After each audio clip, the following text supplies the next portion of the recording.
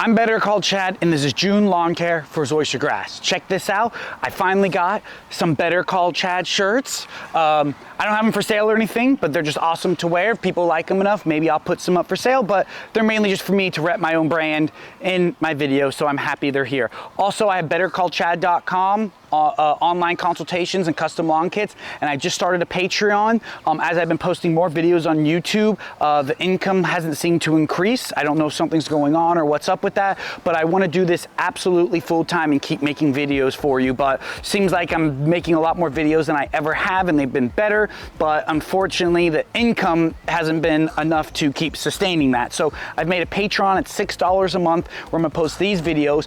Other videos I don't have on YouTube, I'm gonna do live chats, live videos, and then take requests on what people think is worth that to them, because I want to give you as much value as you can, not charge you a lot, but I'd love to keep making and posting these videos full time.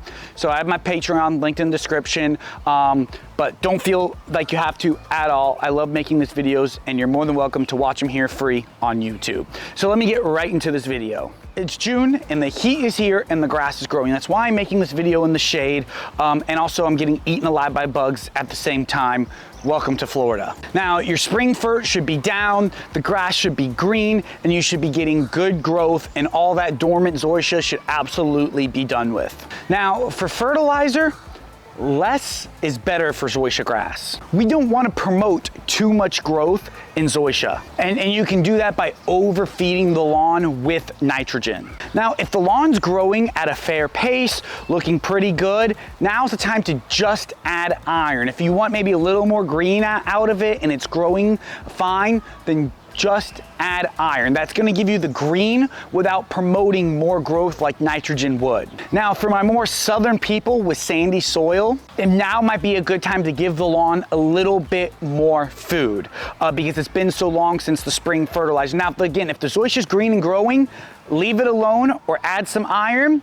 If it's starting to slow down and it's been hit with severe heat and drought and things like that, and you're noticing it not being where it needs to be, then you can give it some more food. I recommend a half rate of 15-0-15 or a half rate of 10-10-10.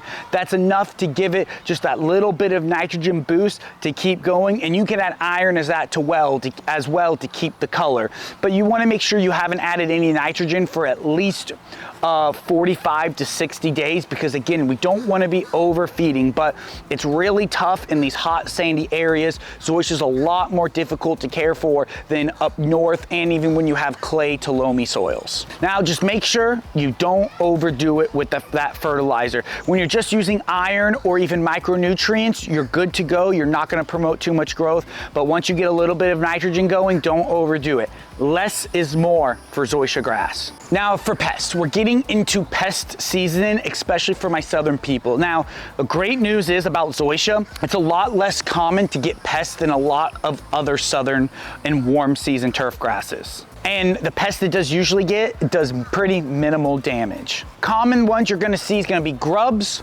mole crickets, army/sod webworms, and chinch bugs. Now, I would say unless you commonly have pest issues that you notice year after year, then I would just wait till you see an active issue and treat then. Commonly see pest issues year after year. Now is the great time to apply prevention. Get that prevention insecticide down, allow that to work and help you prevent pests. If you don't commonly get pests in your zoysia, I would only treat if you actively see something. Make sure you know what you're looking for, and especially if you're mowing your own lawn and going over the lawn all the time, you can definitely tell when something changes. So I would just treat as is, especially because zoysia is a lot less likely to get pests than our other turf grasses. Now, I recommend checking out my pest and zoysia grass video. That will give you a lot more details about the pest and what products to use for treatment and prevention. Now, for fungus, we will see dollar spot and gray leaf spot fungus equally in zoysia. Luckily, both of those funguses move pretty slow through zoysia. Dollar spot can be annoying, but in the overall picture is pretty minimal damage to the turf. And we'll usually see these issues with heavy rainfall. So when it starts to rain a lot, that's when these two funguses will appear. Good news is you treat both of them with the same product the same way, and they're pretty slow and easy to spot and treat. But if you want to be sure, check out my fungus video on Zoysia grass for way more details, and I tell you what to treat and how much to use. Now for watering. For Zoysia grass in full sun and sandy soil, guys, this is by far the most important. I can't express enough how important this watering is going to be. Nothing else. All my videos, all the products you use, everything doesn't matter if we're not watering enough. And unfortunately, like I said, for full sun and sandy soil Zoysia, you can lose Zoysia very quick, and watering is going to be key. Now, watering is going to be key to everybody, but I've been learning Zoysia is a lot more tolerant up north in the cooler climates, even in the summer, and especially the clay to loamy soils. Zoysia is very tough. Florida, Texas, sandy soil, watering is so key. Now, the most important for everybody is long, deep waterings. I like to see 30 to 50 minutes per zone, of course, depending on your coverage and your shade, and roughly 2 days a week in the summertime is good. And again, there's so many factors, it's hard to say, but that's a good start window to be at for your Zoysia grass. Now, for my sandy soil folks, people, now listen to this. In times of severe drought, you need to water anywhere from 2 to 4 days a week, and I've even seen in the summertime up to 5 days a week to keep your Zoysia going. I know that's tough and that sounds bad, but I've seen it time and time again here. Full sun, sandy soil will get beat down in severe drought. So the most important thing you can do is know what drought stress looks like. Now, this is for everybody, but again, most important in sandy soil is, here's an image of drought stress. It's hard to show in a picture, but you can definitely tell the different tint to the grass blades of how it looks. Keep an eye out for this. If you are seeing this, that drought stress sign, make sure you water the next morning. You don't necessarily have to get water on it right away, but do it the next morning. So if your 2 days a week has been working and you've been fine because we've been getting rainfall, if the rain starts to slow down and you're coming home after work and you're noticing these type of things, this drought stress in the lawn, absolutely water the next morning. And you may have to do more of a custom cycle, guys. For my southern people, we're gonna get a whole week of rain, then no week of rain. It's gonna be really hard to set and forget your irrigation system. Make sure you keep an eye on that watering schedule depending on rainfall, and watch the lawn for drought stress. Get to know what that drought stress looks like, and when you see it, give it water the next morning and you'll see it'll be gone the next morning. Drought stress is okay. When you see drought stress, that means the lawn has just started to dry out, and as long as you water in the next morning, we're in a good sign.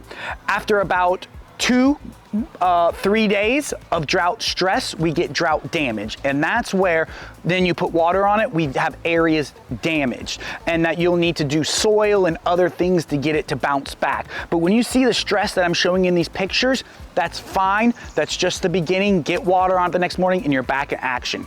So important for my southern people. I know I spent a lot of time on this, but guys, it's really that important for that sandy, full sun areas of Zoysia grass. I've seen it time and time again. I've been dealing with Zoysia grass in sandy soils and full sun for over 12 years now, and I know, and it's tough. Now, mowing.